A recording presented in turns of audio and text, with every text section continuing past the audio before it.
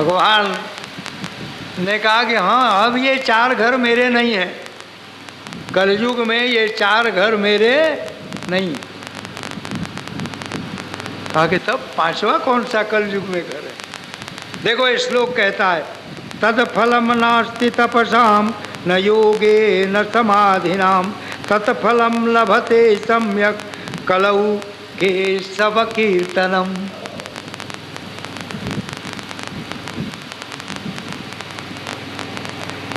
कितना कहा तपस्या से, योग से, समाधि से, ज्ञान से, वैराग्य से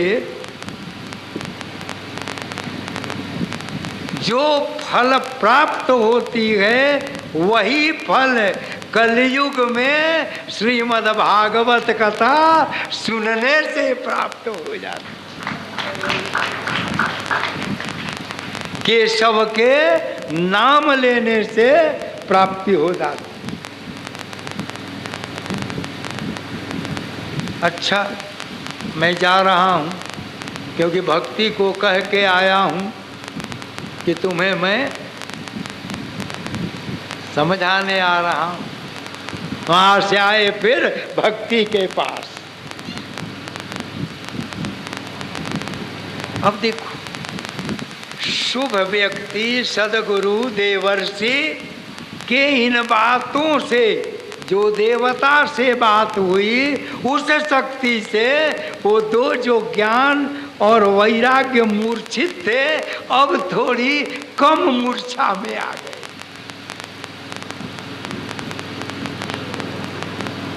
आए पृथ्वी, भक्ति देवी ने प्रणाम किया।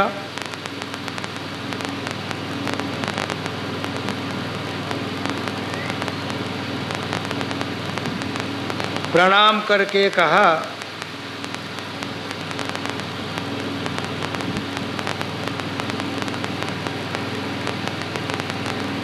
कि आप आशीर्वाद दीजिए, क्योंकि आप ब्रह्मा के मानस पुत्र हैं, आप कुछ भी कर सकते हैं, बोलिए प्रभु ने क्या उपदेश दिया।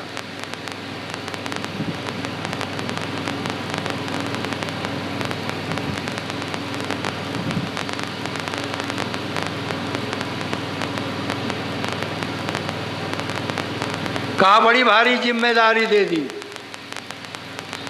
काम तुम्हारा और जिम्मेदारी मिली मुझे। कहा क्या जिम्मेदारी मिली? कहा भगवान ने कहा जाओ, जिन पुत्रों के पुत्री के हृदय में मैं वास करता हूँ उसका देखभाल करो।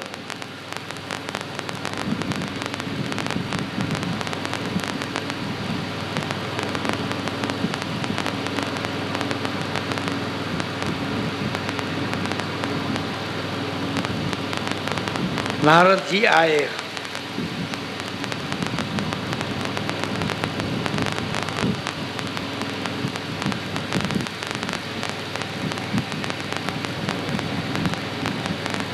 और इसके पहले थोड़े से पहले चलो, वेद व्यास जी जितना लिख गए उतना आज तक संसार में न कोई लिखा था और आगे भी शायद कोई लिखने वाला नहीं है। इस पुराण के पहले वो 18 पुराण लिखे।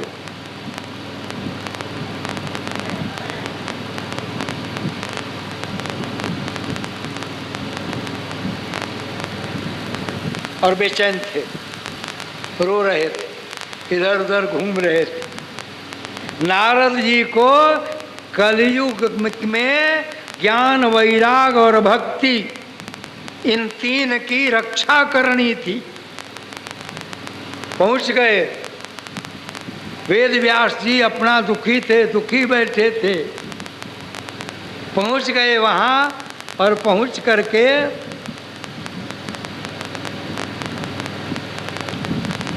क्यों दुखी हो? कहे इतना पुराण लिखा, इतने श्लोक लिखे, लेकिन मुझे शांति नहीं मिली।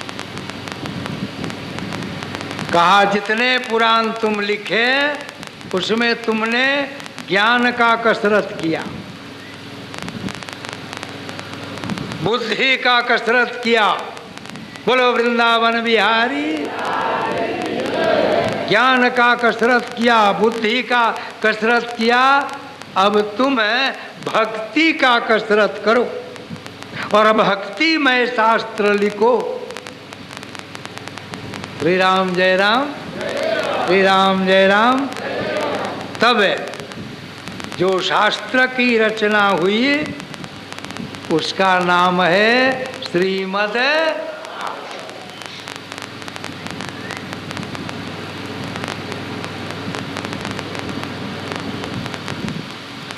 और आपने सुना ही होगा कि जब कलयुग आया और कृष्ण सब छोड़ के जा रहे थे तो भक्तों ने पकड़ा, क्योंकि भक्त जग गए, वैराग्य जग गए, ज्ञान जग गया, सब जग गए, लेकिन भगवान जा रहे हैं। सबने पकड़ा, साधु संत महात्मा ऋषि मुनि भक्त सबने पकड़ा, कहा कि प्रभु तुम जा रहे हो, अब हमारी रक्षा कौन करेगा?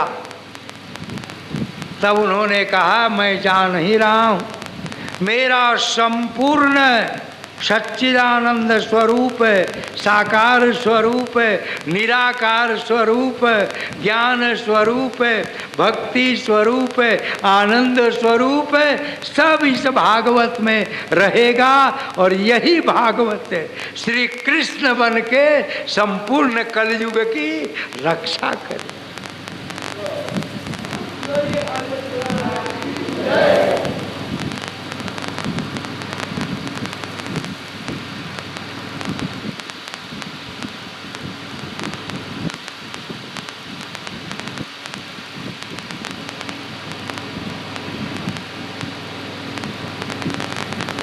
सारे पुराण लिखे गए, श्रीमद् भागवत पुराण भी लिखा गया।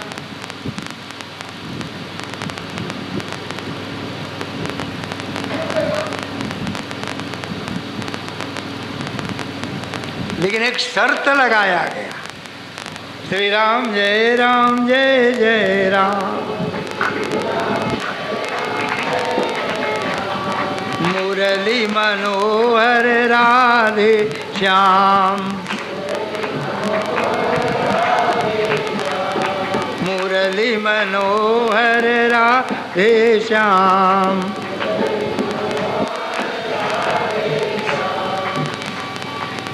जब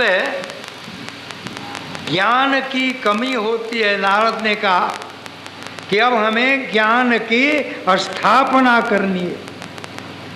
परीक्षित जी महाराज कहते हैं ज्ञान की कमी होती है तो क्या होता है? वो कमी हम जानेंगे तब तो दूर करेंगे। ज्ञान की स्थापना करना है वो तो बड़ी अच्छी बात है, लेकिन ज्ञान की कमी होती है तो होता क्या है पहले ये तो बताइए। देखिए ऐसा परीक्षित बनना चाहिए। भागवत सुनो, शाम को जाके सोचो और वो भीतर क्या क्या नहीं समझ में आया उसको लिखो और उसको पूछो। बीच में ही पूछते हैं कि भाई जब ज्ञान मूर्छित है, माने ज्ञान नहीं आता है, तो ज्ञान नहीं आने से होता क्या है? तो आदमी कह देगा ज्ञान नहीं होता तो अज्ञान होगा। अरे ये तो उल्टा शब्द है। अंधकार नहीं है तो प्रकाश होगा, प्रकाश नहीं है तो अंधकार होगा। हमसे कोई पूछे प्रकाश नहीं है, हम तुरंत कह देंगे अंधकार होगा। अरे अंधकार है तो हम कह देंगे प्रकाश नहीं है। देखो नारद जी क्या बात कहते हैं, जब ज्ञान चला जाता है तो शब्द की शक्ति क्षीण हो जाती। जो भी बोलोगे तुम वो बिना सोचे समझे बोलोगे, इसलिए वो क्षीण हो जाता। गुरु विहीन मंत्र जपने लगता है यार। कितना बढ़िया बात कहा। मैं ही जानता हूँ कितना मेहनत कराया है हमारे शिष्य बागड़ी ने। किताब पढ़ के मंत्र जपते हैं, किताब पढ़ के गायत्री जपते हैं, उसका विधिवत अनुष्ठान नहीं, गुरु विहीन, साफ लिखा है। गाली देने में अपशब्द विधीयते आनंदम, गाली देने में आनंद आने लगता है।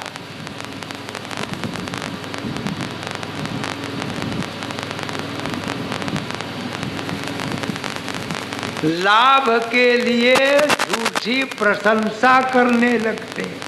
देखो अज्ञान गया तो क्या क्या मिला।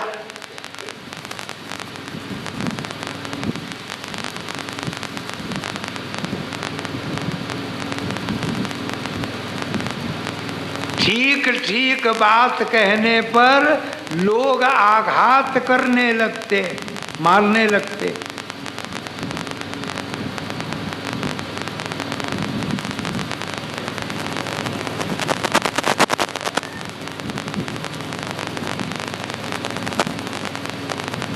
विनम्रता शरीर छोड़ के भग जाती।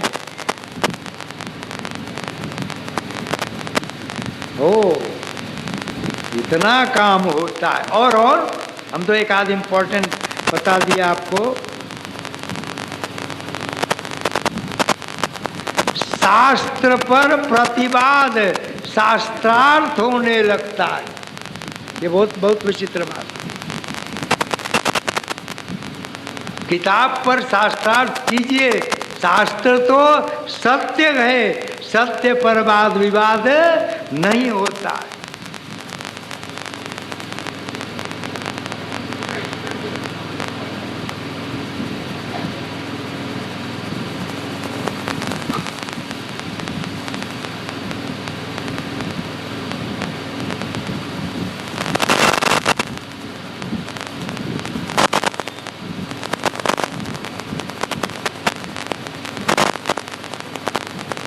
एक और सुंदर बात देखो, जब ज्ञान मूर्छित है, अभी मरा नहीं है, मर जाए तो हम सब मर जाएं। सब न कोई बाप को बाप समझे, न माँ को माँ समझे, न बहन को बहन समझे, तो सब मर जाएं। लेकिन ज्ञान अभी मूर्छित है, प्राण है लेकिन बोल नहीं रहा है। एक और बड़ी विचित्र बात है, न तिष्ठन्ति कुटुम्ब जनाय, परिवार के लोग आपस में एक साथ नहीं बैठेंगे। बेटा उधर, बाप उधर, माँ उधर, भाई उधर, मामा उधर, काका उधर, एक साथ न बैठेंगे।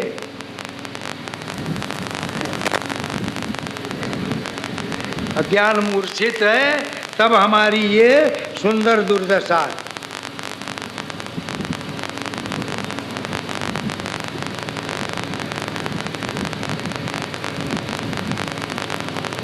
नारद जी सब बताते हुए, कथा कहते हुए,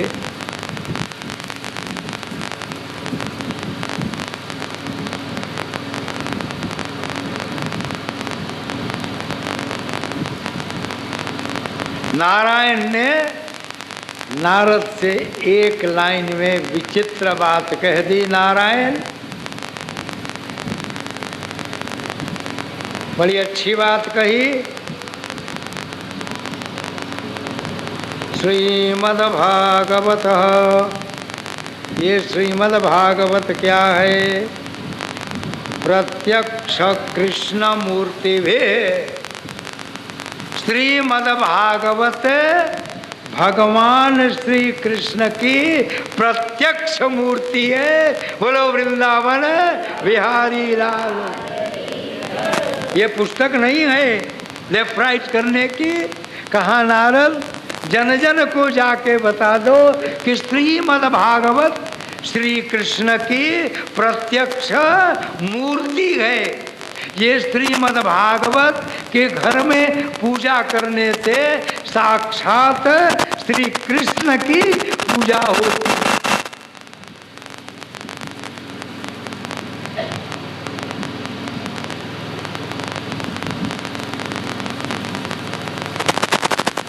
है। सेवया भक्तः। इस पुस्तक की सेवा, श्रवण, पाठ और दर्शन क्यों पूजा करते हो?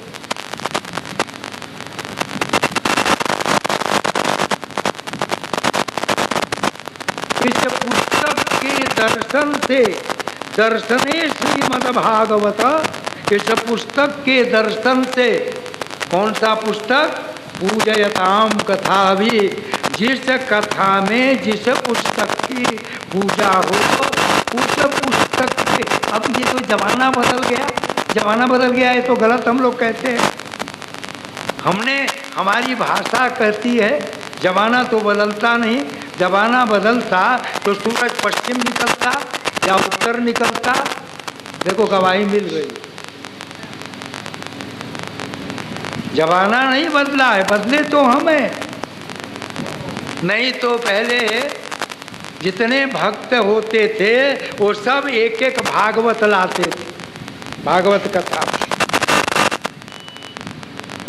एक एक भागवत लाते थे और वो सब भागवत रखा जाता था।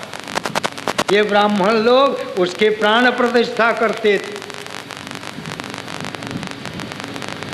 और प्राण प्रतिष्ठा करके वो भागवत जो लाते थे उन पर जो सुखदेव रूपी व्यास बैठते थे वो हस्ताक्षर करते थे और उस पर लिखते थे। वो क्या लिखते थे वो मंत्र मैं बोल नहीं सकता, वो लिखते थे।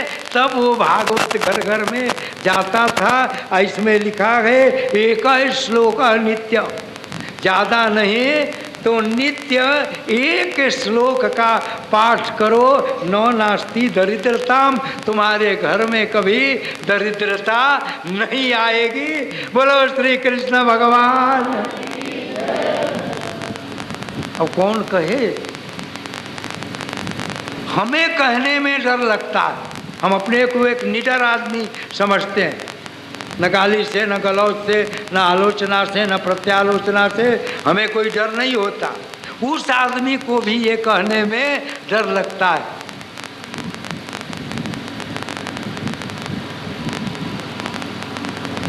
पता नहीं कल हमने कैसे कह दिया कि भाई 1500 रुपये खर्च करो, कम से कम एक दिन का जजमान बनो। क्योंकि लिखा है जजमान से ही कऊ दिवसे कली यदा निषेध। एक दिन कथा में भी जजमान बनने से कली का प्रभाव कम हो जाता। लेकिन मैं कहूँ आप गाली दें तो क्यों कहूँ? शिष्य हैं उनको ऑर्डर दे दिया, सबको ऑर्डर दिया। पूछो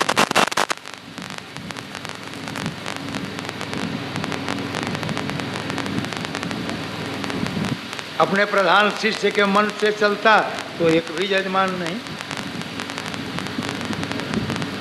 तो कुछ उसका मन ज्यादा मेरा मन।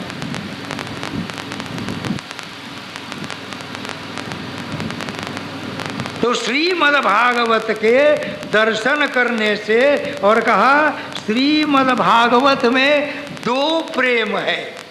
कैसा प्रेम है? यही तो महात्म है।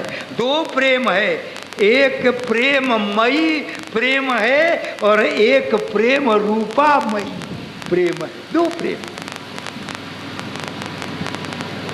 ये महाभारत में भी है। दो प्रेम है श्रीमद् भागवत में। एक उसमें गुह्य और गुप्त और रहस्यमय प्रेम है राधा शक्ति, उसको कहा गया प्रेममयी। सुखदेव जी प्रेममय होके कथा कहते हैं। पूरी राधा की शक्ति तोते के रूप में बैठ करके कथा कहते हैं, प्रेममयी। और उस प्रेम का रूप, प्रेम में प्रेममयी कथा कहने में वो रूप का क्या नाम है? कहा कि अरे वही तो श्री कृष्ण है, वही तो घनश्याम है, वही तो नटखट हैं, वही तो कन्हैया हैं, वही तो गिरवर धारी हैं, वही तो मुरली मनोहर हैं, वो प्रेम स्वरूप। तो प्रेममयी और प्रेम स्वरूप, ये दो प्रेम श्रीमद् भागवत में वास करता है, रहता है उसमें। एक एक अक्षर में प्रेम मई और प्रेम रूप, प्रेमक रूप है, लेकिन मैं उसको अपनी भाषा में कह रहा हूं कि ये दो प्रेम। जय श्री राधे, जय श्री राधे। ये भी प्रेम से आ गए हमारे आचार्य नीमच से। मध्य प्रदेश के इतिहास में इनकी ही दया से जो यज्ञ हमने किया, आज तक शायद मध्य प्रदेश में तो नहीं देखा। 1.5 लाख आदमी थे जुलूस में और 108 मंडप बना। देखो, हर इच्छा होगी तो यहाँ भी तुमको देख लोगे कि यज्ञ होता क्या है। गवाही मिल गई ना सुखदेव जी भगवान, बोलो सुखदेव भगवान की। ये इसीलिए बुलाया जाता है।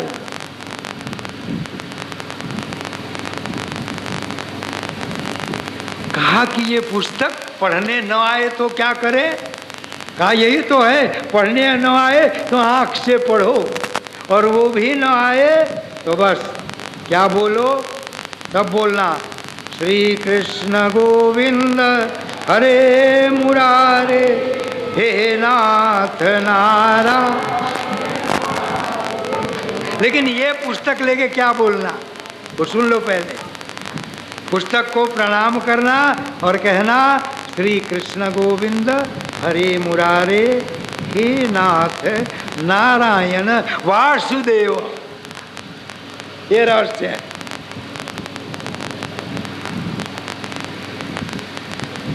अगर ये बोल करके भी पुस्तक को केवल प्रणाम किया और ध्यानस्य, और जो कथा कहे हैं जिससे सुने वो उसका ध्यान किया, तो उसका रूप ही तुम्हें श्री कृष्ण के रूप में दिखाई पड़ेगा।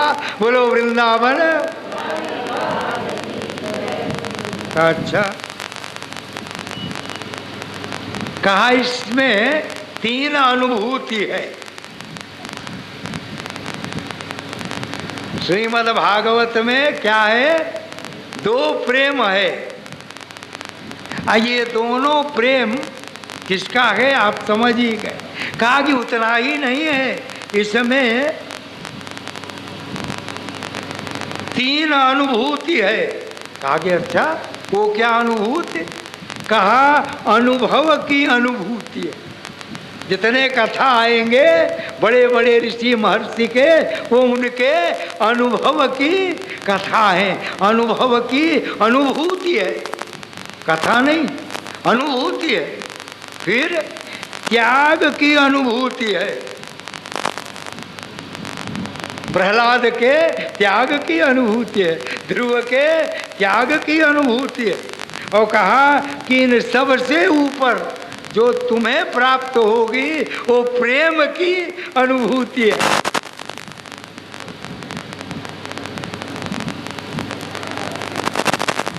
राधे राधे, राधे राधे, राधे राधे।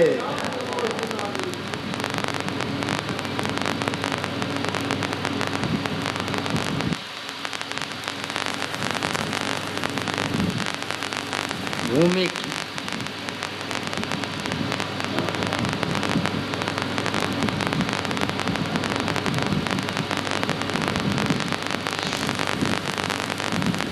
इतना तो महात्मा है, लेकिन देखो अब जरा कथा के महात्मा में जरा सा डुबकी लगा दो। श्री राम जय राम, श्री राम जय राम। जहाँ ये सब घटना, यहाँ देखो ये देश गजब है। बड़ा भाग्य से भारत की भूमि में जन्म होता है। देवता भी तरसते हैं। कौन तरसते हैं? बोलो, देवता। जहाँ बैठे हैं हम लोग,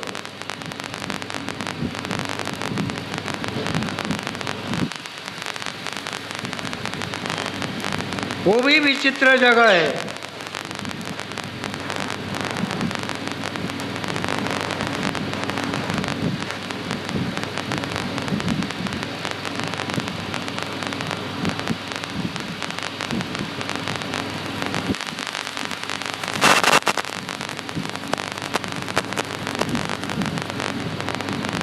इतना ही सुनने के बाद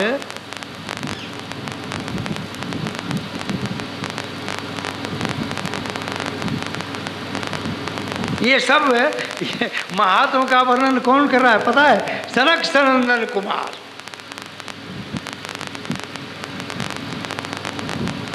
आज जगह कहाँ है देखो, वो नदी भी विचित्र है, तुंगभद्रा नदी।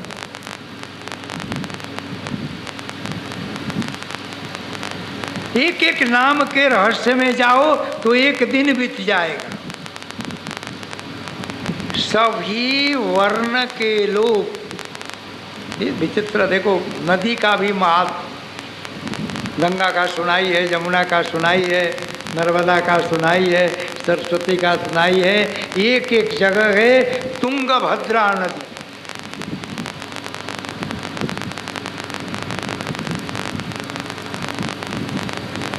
चारों वर्ण के लोग, देखो लोग कहते हैं जाति पाति दिस जैत, चारों वर्ण के लोग जहाँ बैठ करके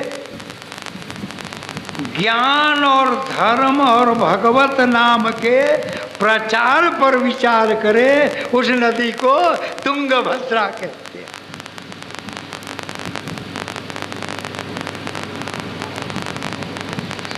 उस नदी के पास बैठे हैं।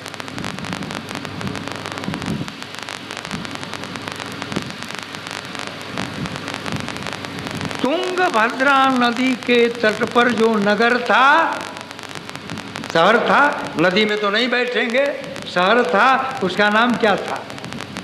उत्तम। उस शहर का नाम उत्तम था। अर्थपूर्ण बालक नामाधिकरणम। वहाँ उस नगर के सारे जो बच्चे जन्म लेते थे उनके नाम भी उत्तम अर्थपूर्ण रखे जाते थे, क्योंकि जब नाम गलत होगा तो बच्चे का संस्कार गलत होगा ही। ये बिट्टू सिट्टू किट्टू मिट्टू, ये संस्कार गलत होगा ही।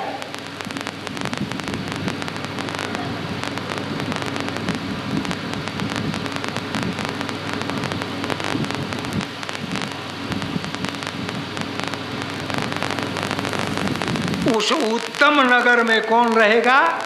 बड़ा थोड़ी सी कथा जरा जान लो बड़ा आनंद से। उत्तम नगर में कौन रहेगा?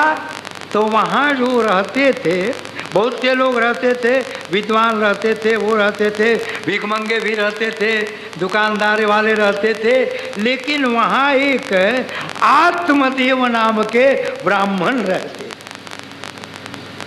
माने जो स्वयं के आत्मा में ही परमात्मा का दर्शन कर लेते थे, उसे आत्मदेव कहते। बराबर ध्यान में मग्न रहना। और आत्मदेव की 3 विशेषता थी। शुभम अशुभम शरीरस्यम, शरीर हमारा शुभ में है कि अशुभ में है, इसे वे वाणी से नहीं कहते थे, मन में ही परमात्मा से कहते थे। हम तो कह देते हैं कि शुगर है, बीमार हूँ, तो हम आत्मदेव नहीं हो सकते। ये नहीं कि नाम रख दिया, लक्षण दिया।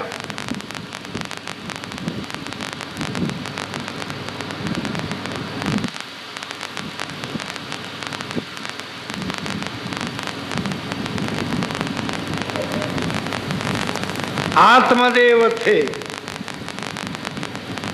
उनकी श्रीमती जी स्वार्थ देवी थी।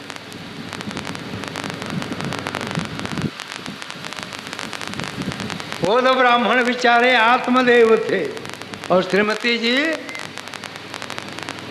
स्वार्थ देवी थी। जो मुंह से निकले वो होना है, होना चाहिए।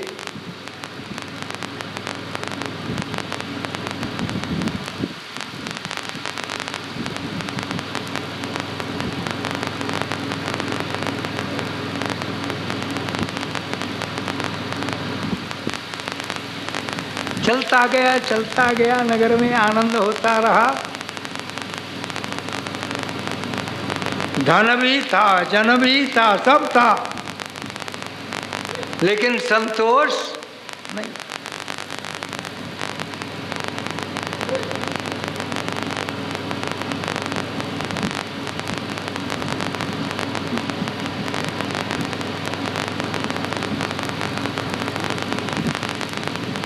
विवाह हुआ तो बच्चा होना ही है, लेकिन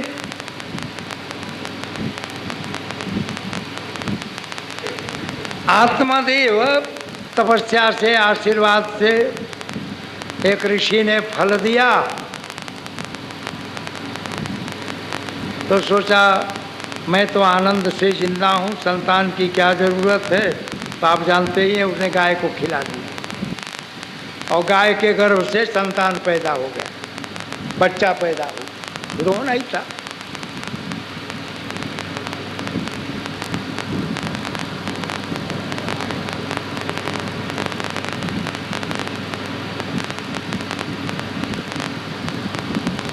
बच्चा हुआ, चलो उसके गोद में आया, पालने लगी। वो कथा आप जानते हैं। नामकरण पर झगड़ा हो गया। वैसे ही झगड़ा हुआ जैसे एक पति पत्नी झगड़ा कर रहे थे कि मेरा बेटा इंजीनियर होगा, तो पत्नी कही कि मेरा बेटा डॉक्टर होगा। तो एक संत आए, कहे कि भाई क्या लड़ रहे हो? तो वो कहा कि देखो मेरी पत्नी कहती है कि मेरा बेटा डॉक्टर होगा और मैं कहता हूँ मेरा बेटा इंजीनियर होगा। और ऋषि ने सोचा बच्चा तो थोड़ा बड़ा होगा, तभी ये बहस कर रहे हैं। कहा कि तो बच्चे को बुलाओ, उनसे पूछ लिया जाए। तो हुआ कि बच्चा तो 3 महीने का पेट में है, अभी जन्म ही नहीं लिया है। अब मरेगा, जिंदा होगा, जन्म लेगा नहीं लेगा, लेकिन दोनों महाभारत कर रहे हैं। चलो ये बच्चा तो पैदा हो गया था। आत्मदेव बड़ा आग्रह किया कि इसका नाम है ब्रह्मदेव रखा जाए। भाई हमसे कुछ ऊपर हो, अरे बेटा है, पुत्र है तो सुपुत्र बन के आगे बढ़े, कुपुत्र तो न बने। श्री राम जय राम, श्री राम जय राम। हाँ।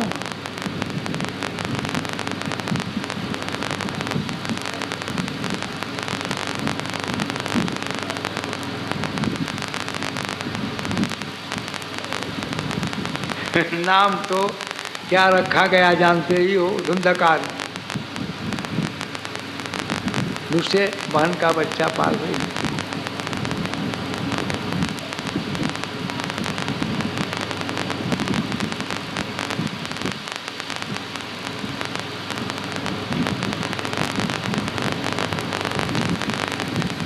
पहले के जमाने में लोग वानप्रस्थ होते थे, फिर वैराग्य लेते थे।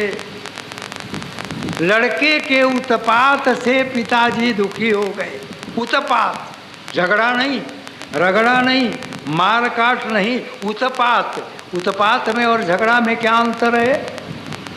चाहे वो पत्नी हो, पति हो, भाई हो, बंदी हो, बहन हो, कोई भी हो। अब जिसकी बात से मस्तिष्क विचलित हो जाए उसे उत्पात कहते हैं।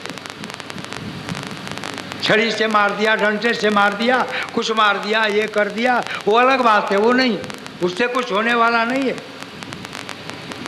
लेकिन पति ने कुछ ऐसी बात कह दी जिसकी कोई ज़रूरत नहीं थी और उससे हमारा मस्तिष्क विचलित हो गया, चंचल हो गया, अशांत हो गया। या पत्नी ने कुछ ऐसी बात कह दी ज्ञान देने के लिए, बात कही ज्ञान देने के लिए, क्योंकि अपने आप को बहुत ज्ञानी समझे, जिससे हमारे मस्तिष्क पर आघात हुआ, प्रतिघात हुआ, उसको क्या कहते हैं? उत्पात। तो उत्पात से आत्मदेव वैराग्य लेने के लिए ठान लिया। जब उत्पात मस्तिष्क में जब उत्पात होता है तो ही जगह शरण मिलता है, या तो गुरु गृह में या जंगल में, तीसरा कोई जगह नहीं मिलता। गुरु गृह आज कहीं है नहीं, क्योंकि वही स्वार्थी हो गए तो लोग अपना कहीं चले जाते हैं और भिक्षा मांग के खाना खा लेते हैं। श्री राम जय राम, श्री राम जय राम। सब हो गया।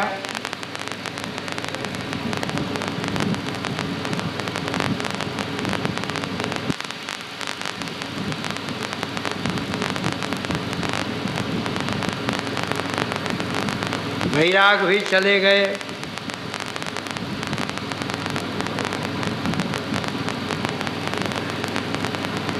ये उत्पात के दो कारण उत्पात के हैं, एक राग और एक द्वेष। राग माने किसी चीज से अत्यधिक लगाव, कर्तव्य का लगाव नहीं, अकर्तव्य का लगाव भी नहीं, अत्यधिक लगाव।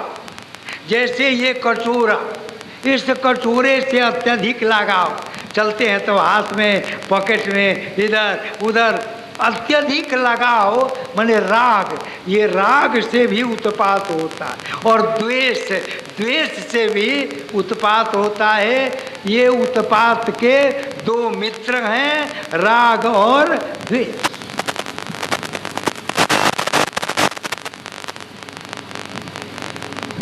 पति 2 दिन 4 दिन चुप हो गए तो पत्नी को द्वेष हो गया, जलन हो गया। क्यों नहीं बोलते हैं? क्या कारण है?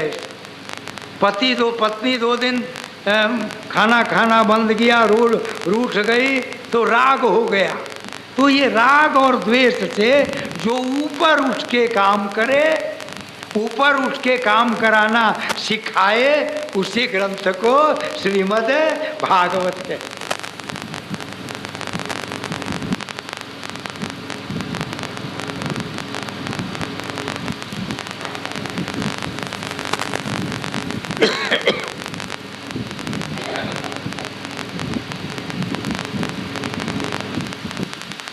अब धुंधकारी का कथा क्या कहें तुम, जो अपने धुन में रह करके जितने संसार के गलत कार्य हैं उसको अपना समझे, उसी का नाम धुंधकारी। बस एक लाइन में जा, 50 लाइन में कहने की क्या जरूरत? वो शब्द हम क्यों कहें? जो शब्द निकालना भी मुंह से नहीं चाहिए उसको क्यों कहा जाए? क्यों कहा? क्यों कि फिर तुम्हें वही शब्द याद रहेगा, इसलिए उसके रहस्य क्यों जान लो।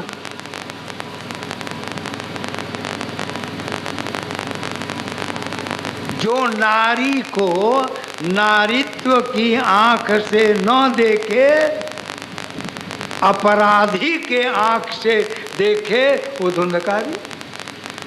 अगर मैं भी हूं तो मैं भी धुंधकारी, इसमें कौन बड़ी बात है? कितना अपना वो नाटक किया, वो ये जो ईश्वर की सत्ता को शून्य माने, शून्य कहने में तो गड़बड़ हो जाएगा, स्वीकार न करे, वो धुंधकारी। उसके बहुत से हैं, वो कहने की जरूरत नहीं है, तुम लोग सब समझदार हो।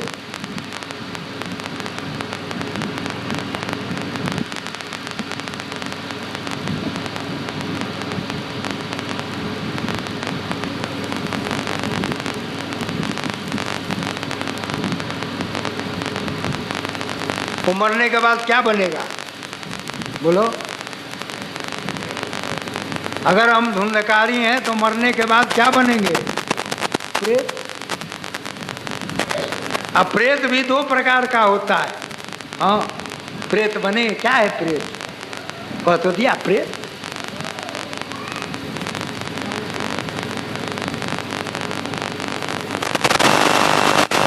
एक प्रेत मुर्दा होता है और दूसरा प्रेत जिंदा होता है। मरने के बाद प्रेत बनेंगे, लेकिन यहाँ भी हम प्रेत है। धुंधकारी यहाँ भी प्रेत था लो। जिसके अंतःकरण में, देख लो,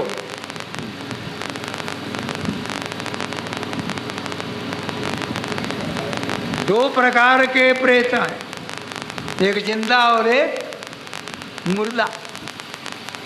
जिनके अंतःकरण में अधर्म ही धर्म बन के बैठा है, वो जिंदा प्रेत है। और मुर्दा प्रेत तो जान ही गए, धुंधकारी।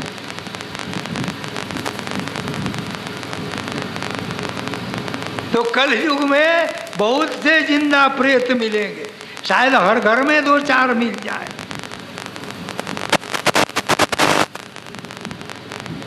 आगे कथा आएगी कि पति पत्नी का क्या कर्तव्य है, तो तुम देखना, अगर 1-2 भी हम मानते हैं तो कलयुग से ऊपर है।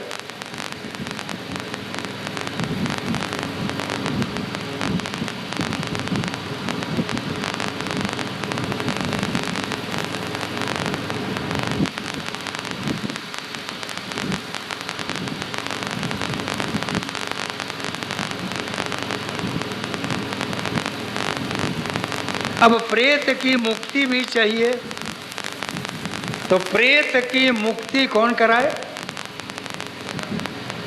अरे प्रेत की मुक्ति पुण्य कर्म कराता। और ये पुण्य कर्म ट्रांसफरेबल होते हैं। कभी कभी माताएं या हमारी जो शिष्याएं हैं, शुभचिंतक, कभी कभी कहते हैं हमसे, हमारा बच्चा ऐसा है स्वामी जी, मैं ऐसा कुछ करूं तो नहीं होगा। बहुत है, पूछते ही है, धर्म है। मेरा बच्चा बच्ची बहुत बिगड़ गई है तो कैसे? तो धुंधकारी का भाई जो गोकर्ण था, उसके पुण्य से धुंधकारी की जो प्रेत आत्मा थी, वो बदल करके पुण्य आत्मा बन के स्वर्गलोक में गई।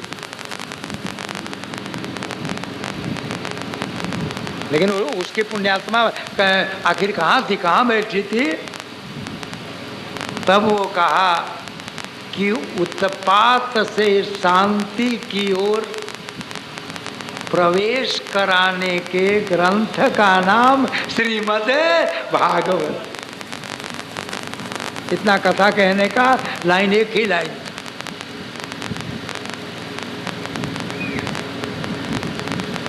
क्योंकि श्राद्ध तो सब हो गया था। अब देखो, गया के श्राद्ध के बाद अगर किसी प्रकार की जाने या अनजाने कुछ छूट गया, तो वो भागवत सुनने से वो पितर दोष पुण्य दोष में बदल जाता है। इसलिए जाने अनजाने, बिना मन से जहाँ भागवत हो वहाँ जाके सुनना चाहिए, सुनाना चाहिए।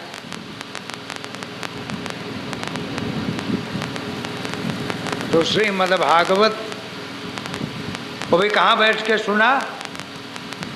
बोलो, जीते लकड़ी मरते लकड़ी, देख तमाशा लकड़ी का। कहाँ बैठ के सुना? बांस में बैठ के श्रीमद् भागवत सुना। और श्रीमद् भागवत सुनने से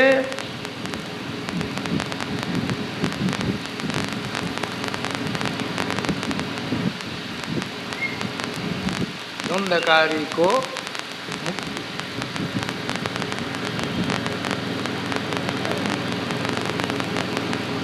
लेकिन जब भागवत सुनने लगा तो सनद सनंद कुमार ने लोगों से एक बात कही कि देखो तुम्हारे दो दुश्मन कथा में भी आएंगे और उन दो दुश्मन से बच के रहना है और उसका नाम है आलस्य और प्रमाद।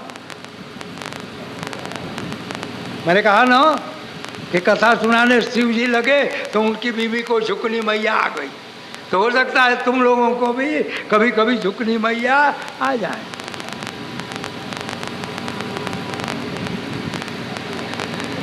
राधे राधे जा, राधे राधे।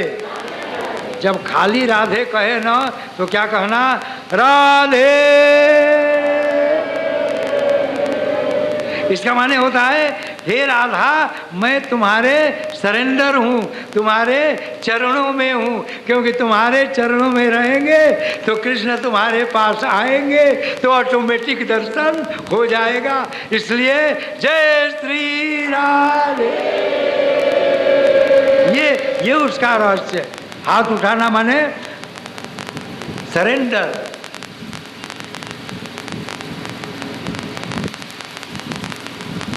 राजा भोज के जमाने में सरेंडर का मंत्र था हर हर महादेव।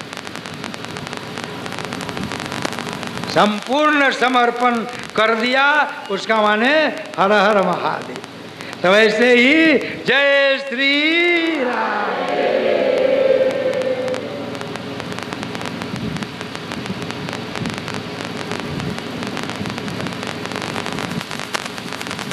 कहा आलस्य और प्रमाद।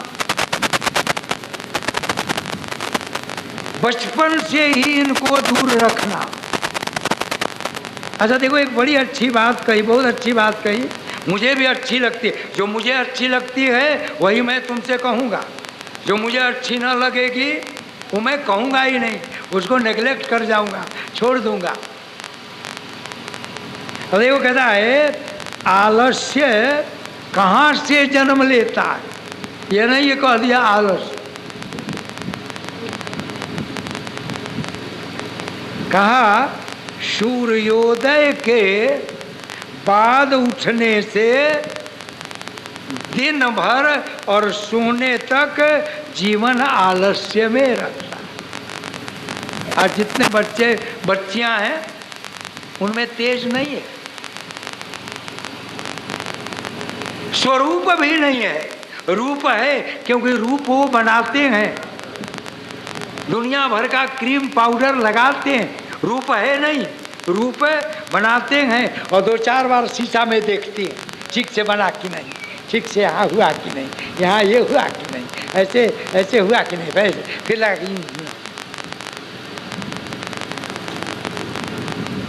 है नहीं, क्योंकि साफ लिखा है संपूर्ण दिवस, पूरे दिवस भर आलस्य रहेगा। और आलस्य मित्र, आलस्य के मित्र का क्या नाम है, सजावट। सजावट, पूरा दिन उनका सजावट में बीतेगा, भक्ति में नहीं बीतेगा।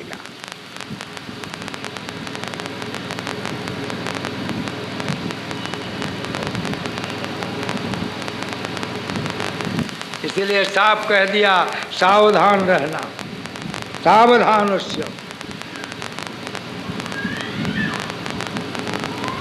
मंत्र में संदेह हो जाए, ऋषि बोलते हैं बहुत बड़ी बात, मंत्र में संदेह हो जाए तो तुम्हारा कुछ नहीं होगा, मंत्र लुप्त हो जाएगा। तुम्हारा क्या होगा, गए तुम काम से।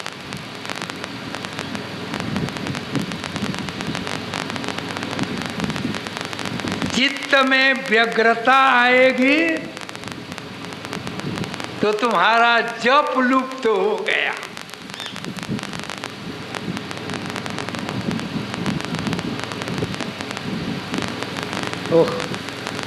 और जहां भगवान की भक्ति नहीं, वो स्थान ही मरा हुआ समझो।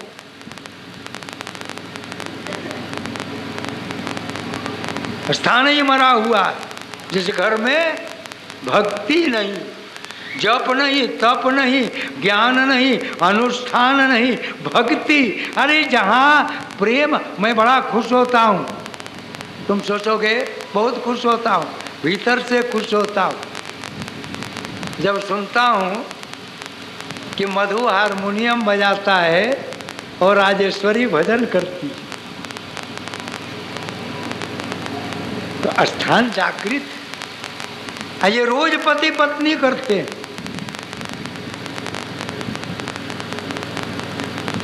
तो जिस घर में भजन है वो घर जगा हुआ है।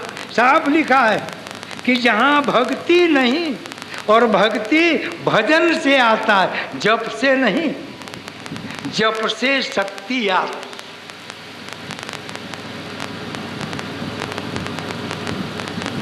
ध्यान से देवता की कृपा हो।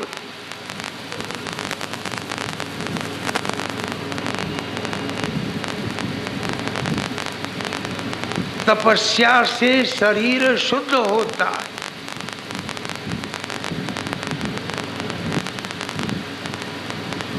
त्याग से मलिनता मिटती है।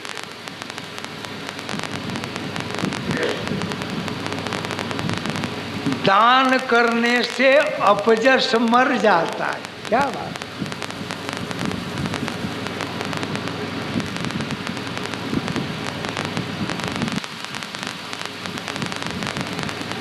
जो ही दान किया अपजस गया।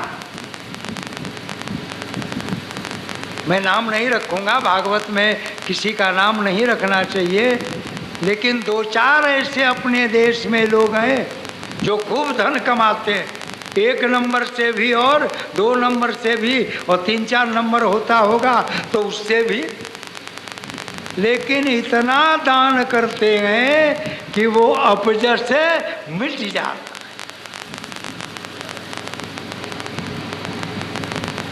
और बहुत से लोग ऐसे हैं जो 5 पैसे का दान नहीं करते हैं तो उनका अपजस कभी नहीं मिटता।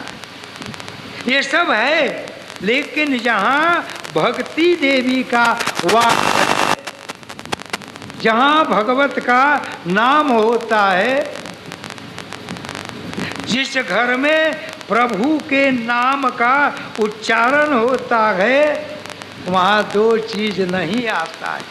एक अनाचार नहीं आता,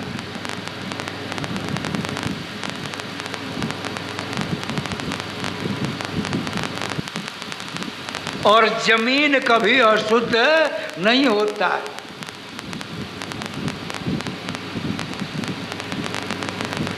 यहाँ परिवार भजन करे, एक परिवार भजन किया और आगे कहता है कि क्या करें, एक आदमी आया था और कह दिया तुम्हारे घर में प्रेत का वास है, ये करो तो ठीक हो जाएगा, मैंने कल से भजन बंद कर देना। तब ये सब करना। अरे जपत जपत हरि नाम के जड़मति होते सुजान। जब ये जड़मति भी जागृत हो जाता है तो घर में कोई अनाप शनाप रहेगा। अरे बैठो और बैठ के आनंद में बोलो। क्या बोलो कि मन गोविंद गोपाल गा, ओ हे सांवरे मन गोविंद, ओ हे सांवरे मन गोविंद, ओ हे सांवरे, हे सांवरे, हे सांवरे, हे सांवरे मन गोविंद गोपाल गाओ, हे सांवरे।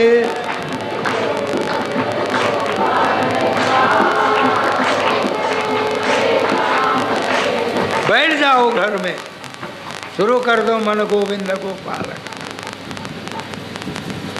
श्रीमद् भागवत कथा कान नहीं सुनता है,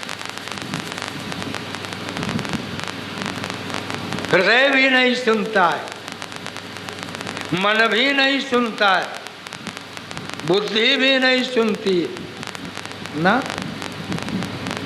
अरे श्रीमद् भागवत कथा तुम्हारे रोम रोम में रस भरता है, सुनता नहीं है।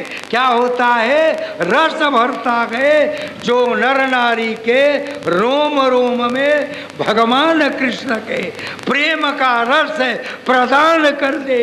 यही श्रीमद् भागवत का महात्म है।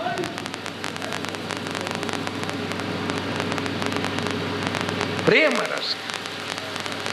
किसके प्रेम रस का? हमारे प्रेम रस का नहीं, तुम्हारे प्रेम रस का नहीं।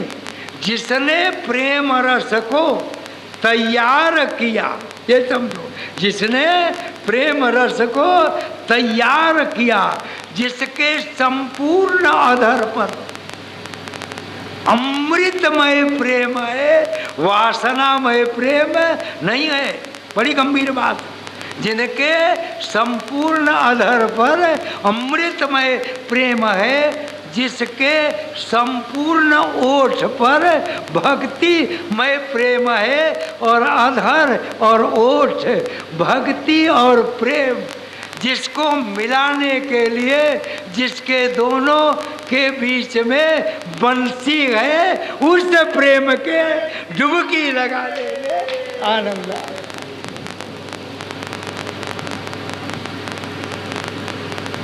कृष्ण ने बंसी बजाई, नाचे तीनों लोग, और वे तीनों नाचे नहीं रहे कौन से लोग। ये 10वें स्कंद में याद दिला देना तो फिर हम बता। ऐसा तुम्हारा भी अधर और ओठ ऐसा होना चाहिए, हमारा भी अधर और ओठ ऐसा होना चाहिए कि अधर और ओठ के मिलते ही कृष्ण के प्रेमानंद में डुबकी लगाने लगे। यही श्रीमद् भागवत है। बोलो कृष्ण कन्हैया लाल की।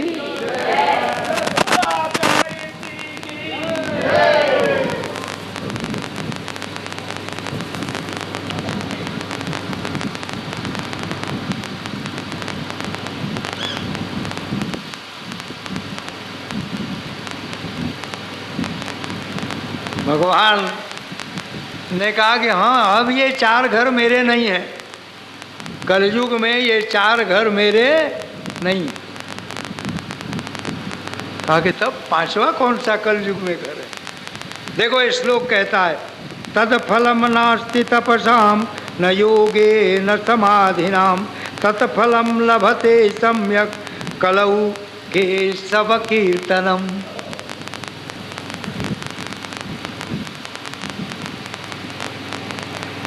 कितना कहा तपस्या से, योग से, समाधि से, ज्ञान से, वैराग्य से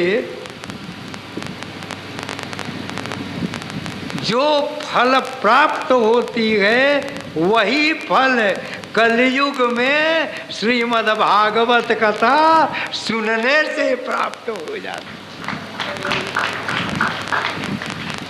केशव के नाम लेने से प्राप्ति हो जाती। अच्छा, मैं जा रहा हूँ क्योंकि भक्ति को कह के आया हूँ कि तुम्हें मैं समझाने आ रहा हूँ। वहाँ से आए फिर भक्ति के पास। अब देखो, शुभ व्यक्ति सदगुरु देवर्षि के इन बातों से, जो देवता से बात हुई, उस शक्ति से वो 2 जो ज्ञान और वैराग्य मूर्छित थे, अब थोड़ी कम मूर्छा में आ गए।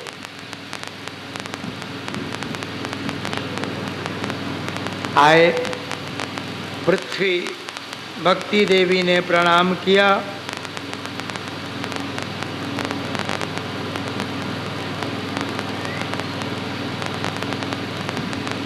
प्रणाम करके कहा,